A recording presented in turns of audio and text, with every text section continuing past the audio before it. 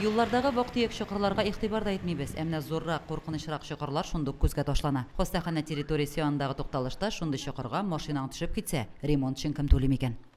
Моны инде безнең шу көннәрдә эш башкарылып торабыз. Безнең инде 5 ел гарантия бар бу участокка. Асфальт татавторлар ясаган инде моңа 4 ел үтте инде, соңгы елы.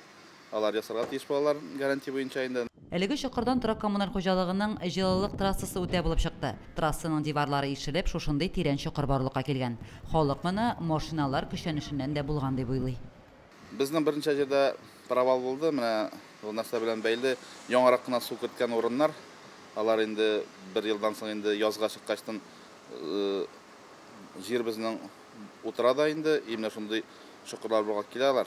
Суда ясый инде җир астында, менә яңгыр сулары, кар сулары ясый. Бу şimdi ямный торган күренештә тиз генә ремонтлар дип уйлыйм.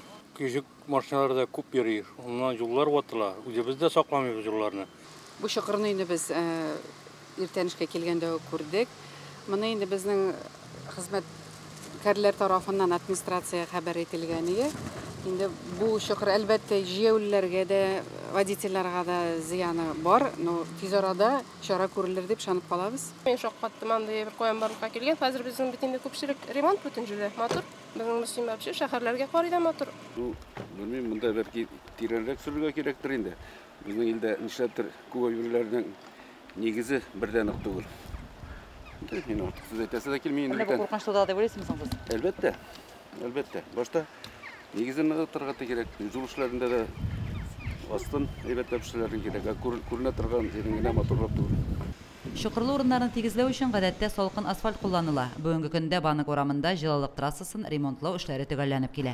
Шуннан соң торак коммуналь хуҗалыгы эшчеләре әлеге чокырда трассаны ремонтлаячак. Асфальт өслеген гарантия нигезендә Татавтодор оешмасы башкарып чыгар дип көтелә. Эшне тиз генә түгел, сыйфатлы итеп тә башкарсыннар иде. Лилия Шәймиева, Динар Минхаҗев, Мөслим телевидениесе.